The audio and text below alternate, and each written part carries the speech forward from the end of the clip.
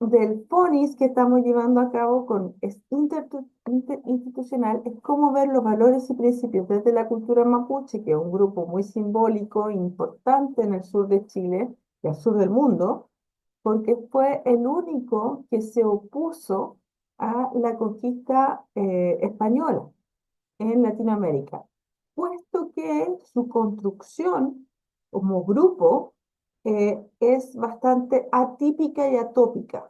Es decir, nosotros conocemos el Imperio Maya, el Imperio Azteca, el Imperio Inca, que son piramidales. Por tanto, cortamos la cabeza y se acabó el problema.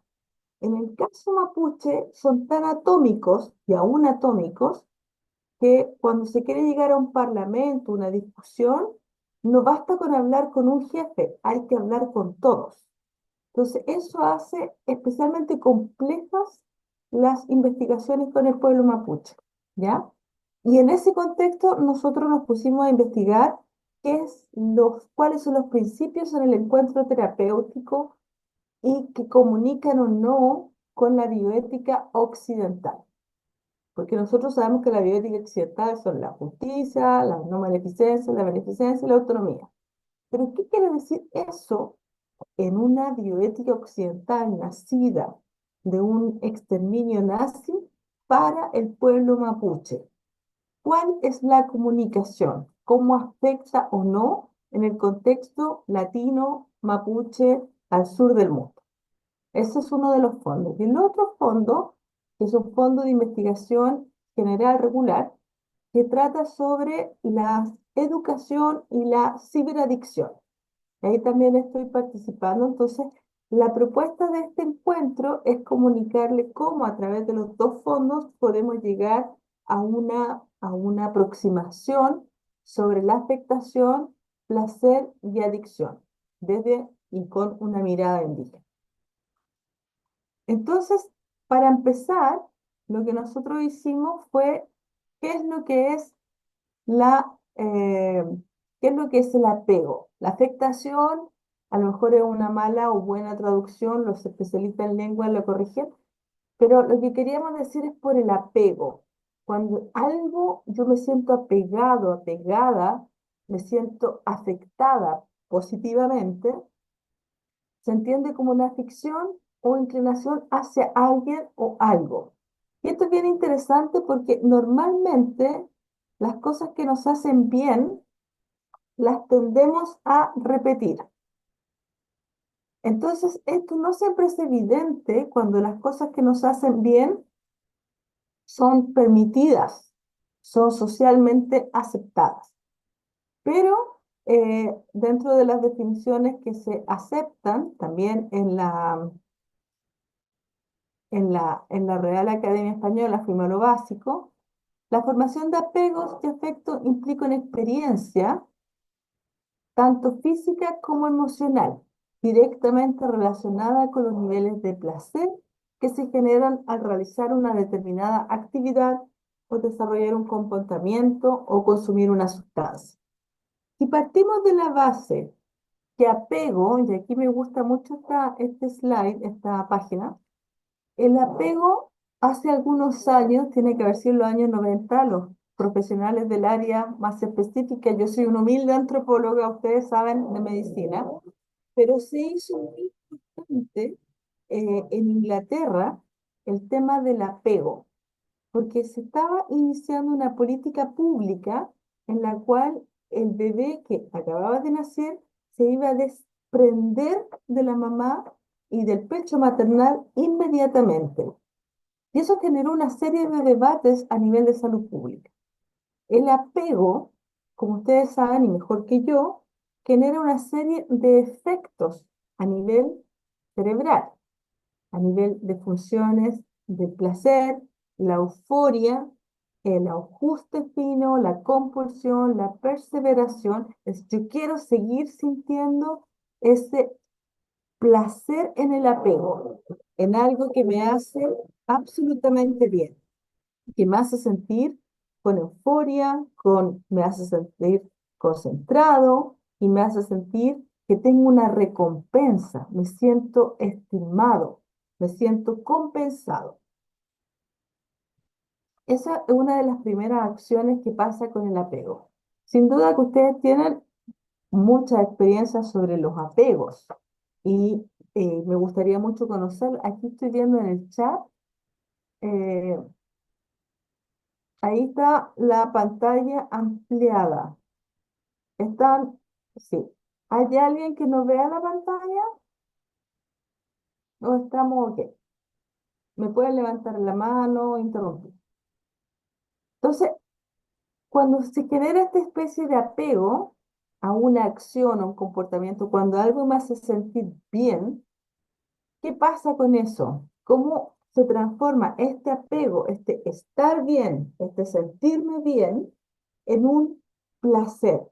Esa es la etapa 2, cuando nosotros sentimos placer. Y ciertamente esto pasa a nivel neuronal, a nivel de neurotransmisores, a nivel de dopamina, acetilcolina, noradrenalina. Ustedes saben cómo el cerebro funciona mejor que yo, obviamente. Entonces, hay una serie de mecanismos que se activan en mi zona de placer o de confort, que hoy día se dice, pero ciertamente no es una zona solamente que yo decía confortable y cómoda.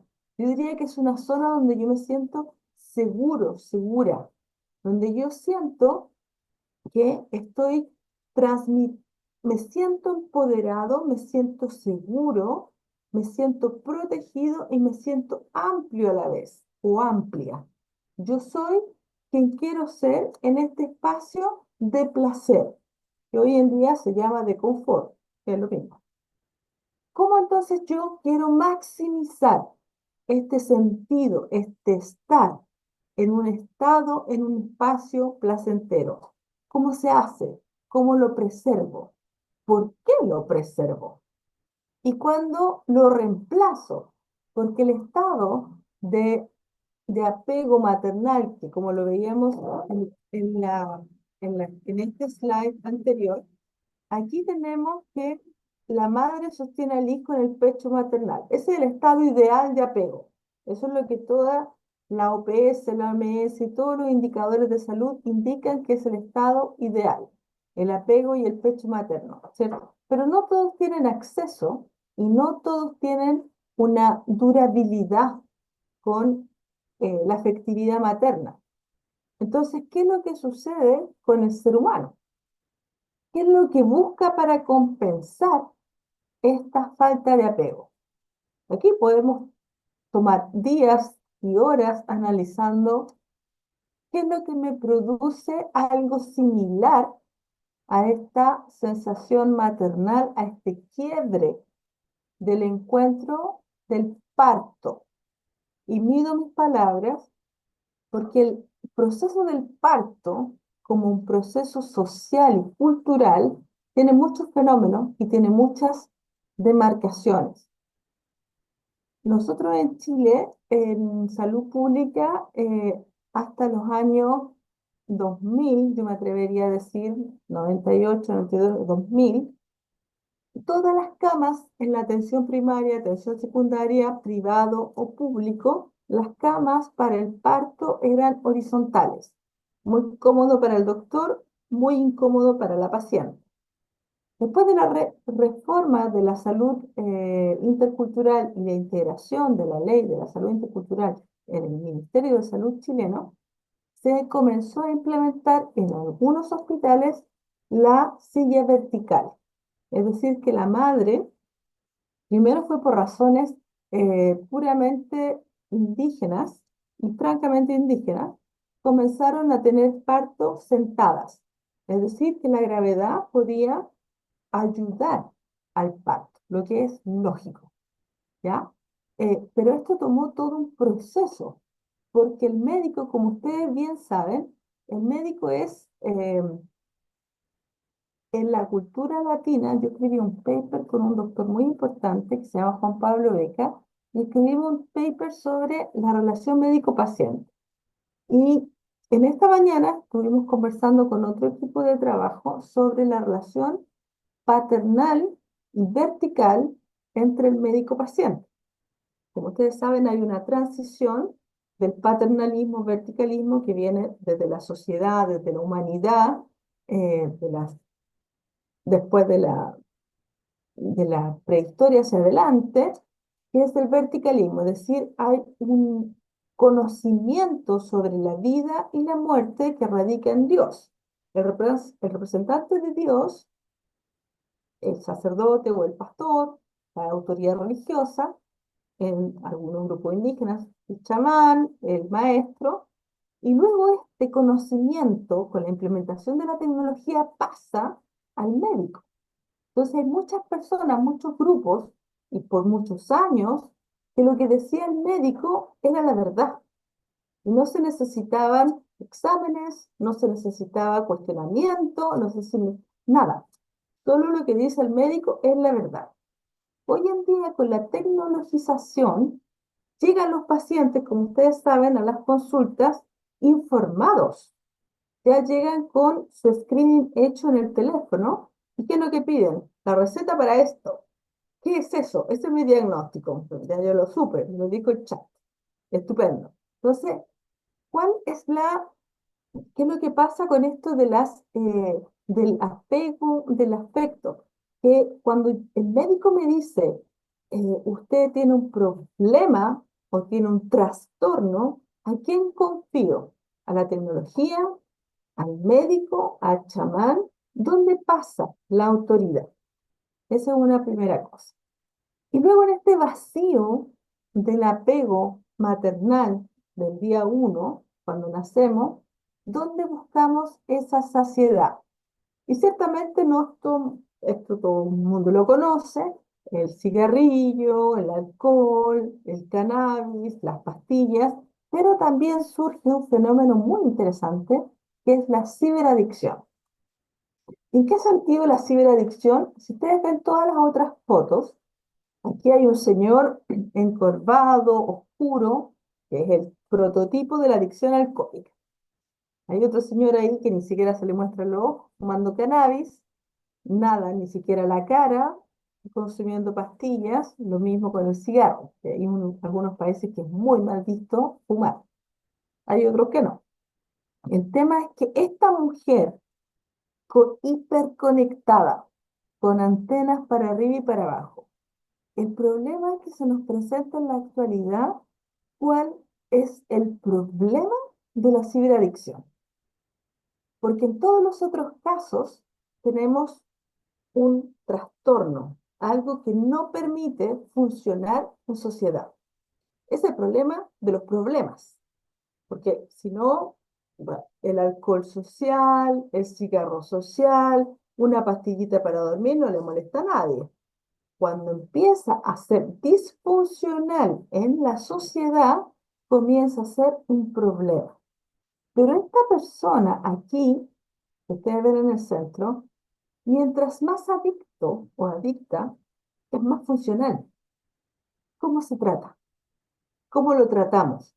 ¿Quién quiere tratarlo? Si la persona en realidad está trabajando mejor que nunca, gracias a todas las herramientas, ¿para qué se las vamos a quitar? Estupendo, que siga así. ¿Cuál es el problema? Eso a nivel de lo que está sucediendo en el mundo actual. Bueno, estuve leyendo algunos artículos y libros de un autor bien famoso, ahí les voy a dejar la referencia después, sobre qué es el apego. Según este autor Mate, es un impulso instintivo programado en el cerebro de los mamíferos. Dícese nosotros, porque ustedes saben, unos más, unos menos, depende de las creencias, que somos el producto de una evolución desde, desde los primates y antes hasta lo que se llama hoy en día Homo sapiens sapiens, ¿ya? Entonces somos el producto de un instinto programado en el cerebro de los mamíferos debido a la absoluta indefensión y dependencia de los mamíferos recién nacidos. Necesitamos esa protección porque a diferencia de otras especies, no tenemos nada, no tenemos ninguna herramienta física para defendernos del frío, del hambre, del calor, no tenemos ninguna protección. De hecho, a medida que pasan los años, la gente pierde más pelo, pierde más piel, pierde más músculo, e incluso cuando nosotros estamos observando en la actualidad cuál es el fenotipo, y hablo de fenotipo radicalmente, de la generación Z en la actualidad, tienen el cráneo más chato y tienen una curvatura en la espalda y el cerebro. ¿Por qué? Por este gesto que todos hacemos, pegado al televisor, pegado al teléfono. Eso está generando mucha conversación y mucha polémica a nivel de los grupos antropológicos de la Sociedad Antropológica Americana. ¿Por qué está cambiando esta especie? ¿Estamos evolucionando o estamos involucionando? ¿Vamos hacia adelante o vamos hacia atrás, hacia el Homo habilis? Es decir, lo más importante es la habilidad para manejar las herramientas tecnológicas o lo más relevante es la reflexión después de la herramienta tecnológica. Ok. ¿Dónde está el apego en esto? ¿Cuántas personas en mucho tiempo, y hace mucho tiempo después de la pandemia, que quedaron y quedamos en un suspenso de la vida? Yo de hecho regresé a Latinoamérica porque no íbamos a morir. O sea, en el 2020 era cabo de mundo, así que había que volver a su país. ¿Y cuántas personas quedamos en ese suspenso donde la Internet o el Internet y los dispositivos tecnológicos fueron nuestra manera de comunicar y generar nuevas realidades y generar nuevas tendencias, nuevas comunidades, nuevos apegos, donde yo actualmente puedo pedirle al ChatGPT, tengo un problema, resuélvelo. Y me da una serie de alternativas dependiendo de cómo yo ingreso los prompts, porque no hay que olvidar que la inteligencia artificial se la alimenta. O sea, si no, me genera alucinaciones. Entonces, en ese contexto, nosotros tenemos que repensarnos dónde está mi apego, en la realidad externa, física, o en mi realidad networking, en mi realidad virtual. Entonces, lo que se produce, como preguntan estos dos proyectos, lo que se está trabajando es eh, cómo se produce la transición del apego o afecto hacia la adicción, punto en el que este vínculo se convierte en un problema y por tanto un trastorno que afecta a la persona como a su entorno. Y segunda pregunta, ¿cuál es el rol de la ética, la bioética y la moral humana en la atención de este fenómeno? Así como la necesidad de analizar los perfiles socioepidemiológicos, los posibles tratamientos que podrían implementarse a nivel micro y macro. Esas preguntas todos los investigadores la hacemos de continuo. ¿Para qué sirve esta información? Sobre todo en la sociedad actual. Entonces, yendo un poco atrás en nuestra historia evolutiva, tenemos que, bueno, ustedes conocen el habilis, el Australopithecus, etcétera, hasta que llegamos al Sapiens sapiens. Y resulta que, ¿qué es lo que el ser humano debe garantizar? Y eso es lo que es alucinante para todos los antropólogos, que nosotros, por más tecnológicos y avanzados y cultivados y educados que seamos, seguimos persiguiendo nuestras necesidades básicas, es decir, techo, comida y reproducción. No importa cuán fino, cuán elegante o cuán pobre y cuán rústica sea una persona, el impulso sigue siendo el techo, la comida y la reproducción. Y eso demuestra que nosotros seguimos siendo básicos, seguimos siendo animales y mamíferos que necesitamos expresar y elevar el espíritu, complejizar el pensamiento lógico, porque eso es lo que nos diferencia de otros seres y de otros estados. Pero ¿cómo lo hacemos?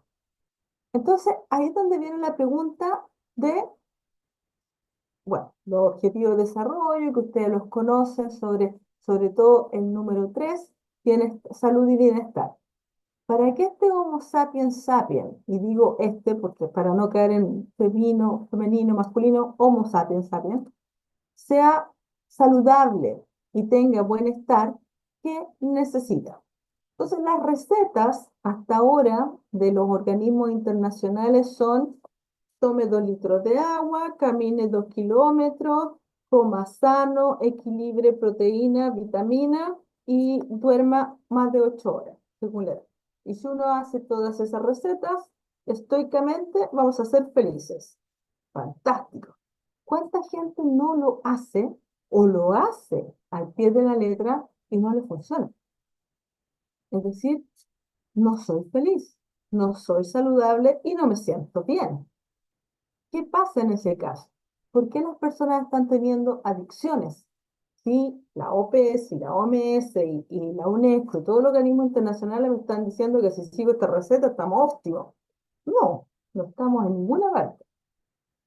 Y ahí es donde viene este tema, que no es menor, que estuvimos trabajando con los colegas de los dos fondos sobre Problem, Trouble and Disorder, porque hay un tema lingüístico que no es menor. Cuando nosotros hablamos de problema de la adicción, quiere decir que nos causa un impedimento a avanzar, a comunicar, a transformar. Cuando hablamos de trouble disorder, estamos hablando de un trastorno. ¿Y este trastorno, qué sucede con este trastorno?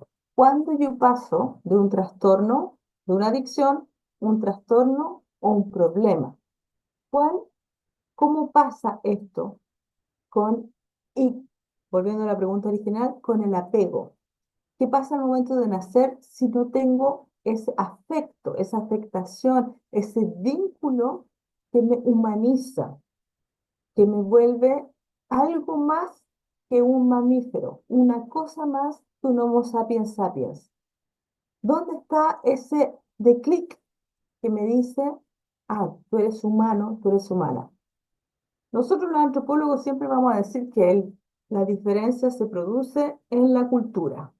Cuando yo tengo una red de apego, una red social, cuando yo vivo, ya sea en mi barrio, en mi vecindario, en mi comunidad, en mi núcleo familiar, sostenido, sostenida por valores, por principios, por significados y significantes, que sean buenos o malos, poco importa.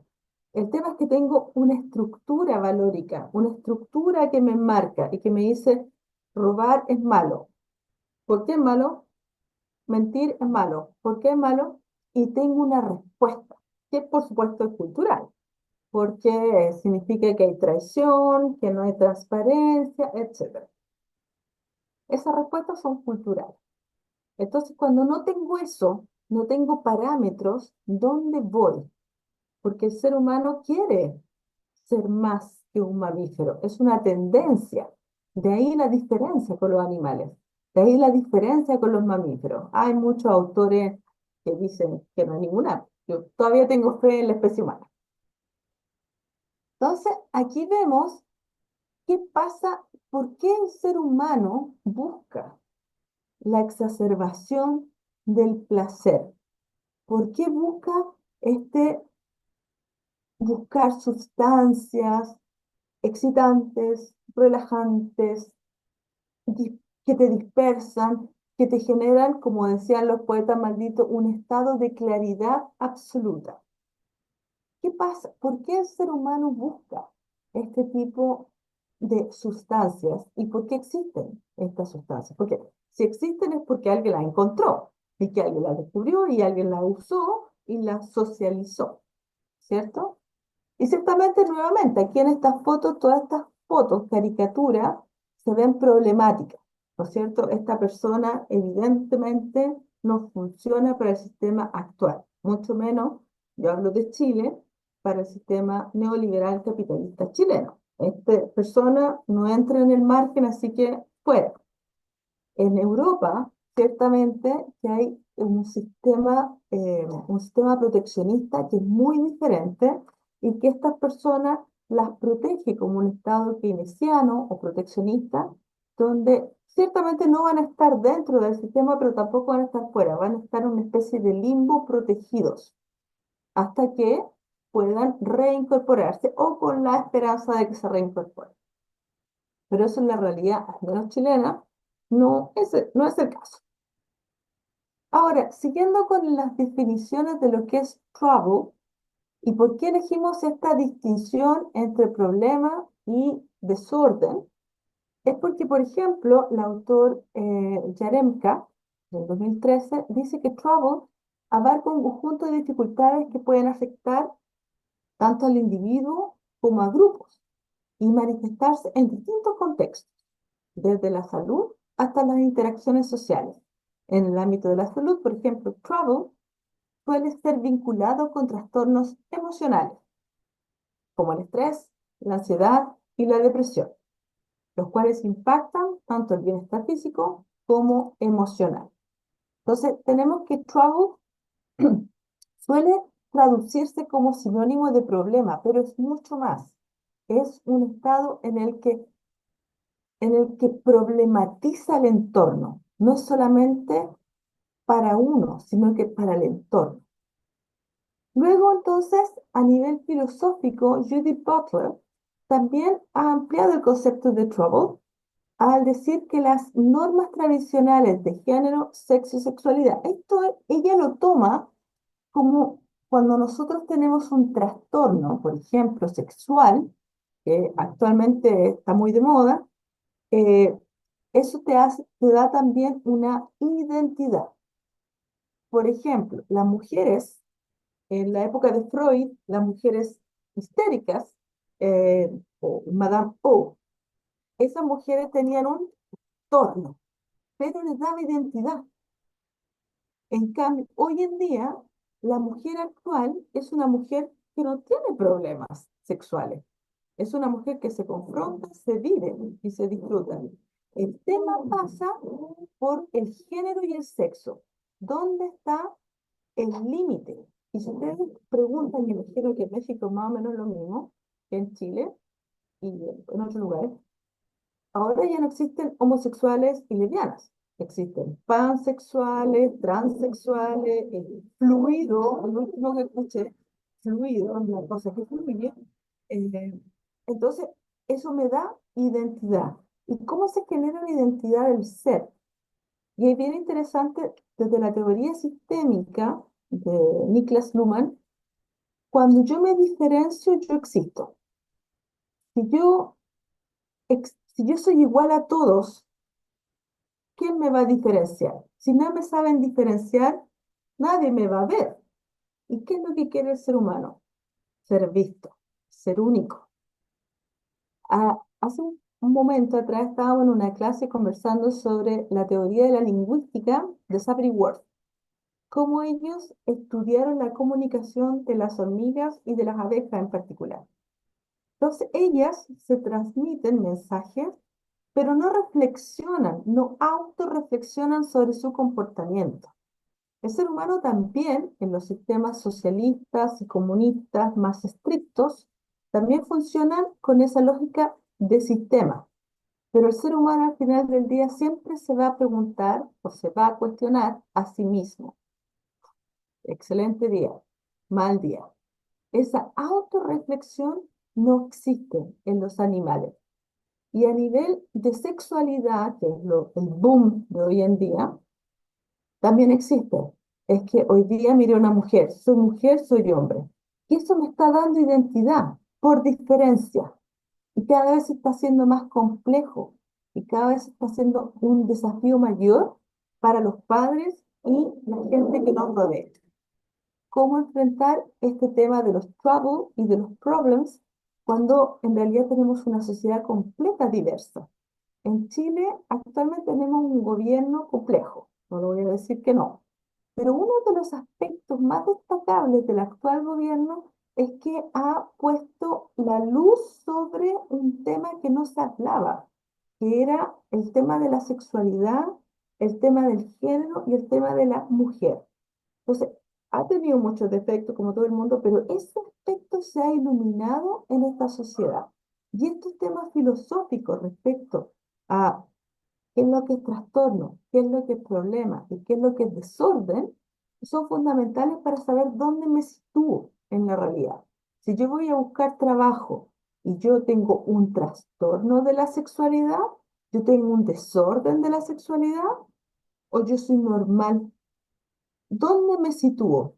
Si yo soy pansexual, fluido, homosexual, heterosexual, ¿en qué afecta mi trabajo? Si yo soy padre, yo no soy padre. Si yo soy hombre, no soy hombre. ¿Cuál es el problema? Esos son los dilemas que plantea esta autora, que son muy interesantes. Luego, respecto a la adicción, ¿qué es lo que es de la adicción según Matt? Es imposible comprender la adicción sin preguntarse qué alivio se encuentra o espera encontrar. El adicto en la droga o en la conducta adictiva. La figura literaria de Thomas de Queens era un consumidor de opio, los sutiles poderes alojados en esta poderosa droga. Entusiasmado escribió, tranquilizan todas las irritaciones del sistema nervioso, sostienen durante 24 horas las energías animales que de otro modo decaerían. Oh justo, sutil y poderoso opio. Solo tú otorgas estos dones al hombre y posees las llaves del paraíso. Palabras de Quincy. Y es bien interesante esto porque nuevamente tenemos que hacer un parangón entre esta claridad del espíritu, Aristóteles lo llamaba el nous, cuando el nous se ilumina, y luego tenemos esta necesidad de buscar esa claridad, esa eficiencia, que algunos lo llaman hoy día, para resolver conflictos, para ver. eh, no sé si vieron esta película Gambito, al menos así es, la vi yo, que era una chica muy inteligente que jugaba ajedrez como nadie y tenía la claridad de ver el plano y prever la jugada siguiente. Antes de ir a dormirse, ya preveía y pronosticaba el juego de ajedrez antes de despertar. Es una película muy buena, se la recomiendo. Y esto es lo que buscan. Pero hay personas que no buscan la claridad del espíritu. Hay personas que buscan evadirse. Hay personas que buscan dormirse. Hay personas que buscan simplemente partir del dolor. ¿Y qué dolor? El dolor de no tener el apego original. Entonces, ¿qué es el dolor? El dolor, en su obra, dice, el dolor, más allá de interrogarnos sobre la adicción, sería relevante cuestionarnos por qué existe el dolor. La ciberadicción, por ejemplo, no parece responder necesariamente al perfil de sufrimiento asociado a quienes consumen sustancias en un claro camino hacia el suicidio. ¿Es la ciberadicción un trastorno o simplemente constituye una parte del estilo de vida de la especie humana? Es fundamental entonces que nos planteemos, los adictos quieren evitar pasar tiempo a solas con su mente. ¿Es verdad, no es verdad? Ciertamente que cuando nosotros utilizamos una sustancia adicional, incluso cuando hacemos deporte, si ustedes se dan cuenta qué sucede a nivel cerebral, neurológico, cuando se corre, cuando se camina, cuando se hace una actividad física, inmediatamente nos sentimos en un estado de placer excitante, por no hablar de sus otras acciones. Entonces, en este estado de sublimidad es lo que nosotros nos preguntamos, ¿qué es lo que tenemos que hacer frente a este vacío? ¿De dónde viene el vacío? Y aquí vemos algunos ejemplos de que no somos los únicos occidentales pervertidos que practican este ejemplo. Aquí ciertamente hay un tema de cultural y de búsqueda en lo ancestral. A mí lo que como antropólogo me molesta principalmente de estos juegos eh, de búsqueda, entre comillas, de lo vernáculo, de lo original, de búsqueda del yo, de volver a nosotros, siempre y he hablado con no pocos antropólogos en el respecto, que el tema es casi chauvinismo, es un fetiche, es imitar algo que actualmente se obtiene básicamente lo mismo con pastillas en la farmacia o no, o con el tráfico de drogas, Pero acá están sacralizando un momento de claridad espiritual. Están buscando una elevación, una sublimación del espíritu y del pensamiento complejo, porque en la cotidianidad, en el andar y en andar de la vida digital en la cual vivimos, no existe ese espacio. Y estas prácticas lo provocarían, lo facilitarían. La pregunta es, ¿qué tan bueno o malo es? Porque cuando yo me habitúo nuevamente a un estado de placer, yo quiero repetirlo. Yo no quiero dejarlo stand-by. Aunque escuché hace poco una reflexión y leí hace poco un artículo del doctor Fernando Lora, que es amigo del doctor Carlos Viesca, perdón, sobre la melancolía erótica. Y la melancolía erótica justamente es cuando yo recuerdo el placer, pero lo dejo en el recuerdo. Y ese erotismo del placer en el recuerdo hace que yo no quiera volver a encontrar el objeto del deseo que me causó placer, sino que yo lo dejo en el recuerdo. ¿Cuántas personas entonces tienen la capacidad de dejar en el recuerdo el placer y no volver a encontrarse con el objeto del deseo? Yo creo que son pocas. Yo pienso que más bien el ser humano tiende a volver a repetir el estado de placer a través de la repetición y la adicción, y no dejarlo en el recuerdo. No tenemos que olvidar a los grandes poetas y artistas que, eh, que usaban, eh, que usaban el absán o el ajenjo para poder llegar a las flores del mal, las flores del mal. El arte y la exaltación de los poetas malditos pasaba por la droga y la alucinación.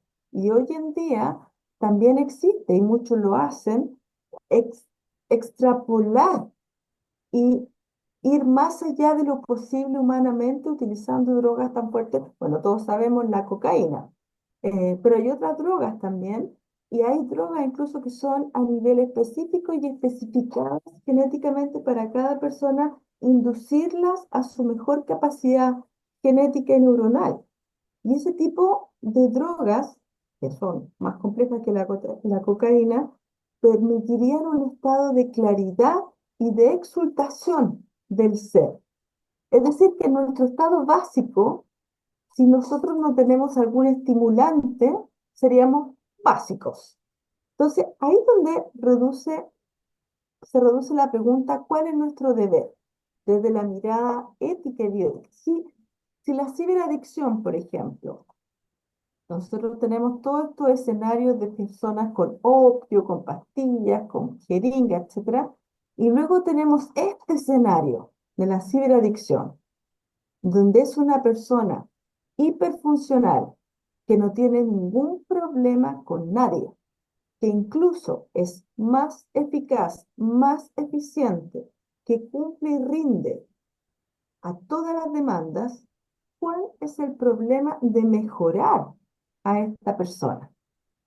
He ahí, y yo los invito a esa reflexión, porque realmente nosotros tenemos el tema de la ayahuasca, de la jeringa, todo en busca del apego perdido, que no lo tuvimos en la infancia, todos tuvimos una pésima infancia. Y luego tenemos los artistas, y esto por poner algunos, porque todos conocimos en la historia del arte, pero ¿qué pasa con la ciberadicción? Y el tema de la ciberadicción no es menor, porque presenta una serie de dilemas. ¿Debe considerarse un trastorno, un desorden o un problema? Si es un trastorno, un problema, ¿dónde se identifica, cuantifica y cómo se trata? ¿Dónde debe ser identificada, diagnosticada, pronosticada? ¿Qué tipo de homo somos? ¿Somos homo habilis? ¿Retrocedimos? Y quiere decir que ahora simplemente tenemos que manejar bien la tecnología y con eso nos basta. ¿O necesitamos un estado superior de complejidad neuronal que nos permita comprender los algoritmos y anticiparnos a la realidad inteligencia artificial? ¿En dónde nos encontramos en la evolución del ser humano? ¿Es que es necesaria la intervención de un profesional? ¿Necesitamos tratamiento? ¿Necesitamos ser etiquetados ciberadicta? ¿Es un problema para la sociedad? ¿Cuál es el dilema? ¿Tiene que monitorearse? ¿Qué sucede con el dominio propio, con el autocontrol? ¿Puedo? ¿Lo necesito? ¿Cuáles? Y muchos de los grandes dilemas éticos hoy en día son el resguardo de la información, la huella digital. Si los jóvenes hoy en día quieren postular a un trabajo, ¿qué es lo que hace el empleador? Va a verificar su track digital. ¿Dónde pasó? Pasó por un sitio porno, hizo tráfico de drogas, todo queda registrado. Fue a OnlyFans, etcétera, todo está registrado. Y los expertos, cuando buscan a otro experto, lo trafican completo. Entonces, la variable de libertad se limita en esta nueva realidad. Necesitamos control, necesitamos salud. ¿Cuáles son los desafíos? ¿Existe autonomía en la interacción humano-IA o no existe autonomía? ¿Cuál es el aseguramiento que le damos a esta huella digital? ¿O no hay manera? Yo hace poco estuve en París en la cumbre de inteligencia artificial y una de las grandes cosas que uno escucha siempre es estamos hiperregulados. La regulación de la regulación de la regulación. Y son tomos y kilos de regulaciones que nadie lee. Entonces, al final, lo que sucede es que yo le digo al chat, dime cuál es la regulación para utilizarte. Y listo.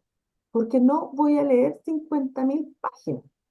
Y la gente está invirtiendo millones y millones de tiempo en generar regulaciones que nadie sabe leer, porque estamos tan desconfiados del trato humano, tan por dos partes. Una, deshumanizado, instantaneados, porque nosotros somos inmediatos hoy en día. Si nosotros, le mando un correo a alguien y le digo, te mando un correo por WhatsApp para que me lo conteste ahora.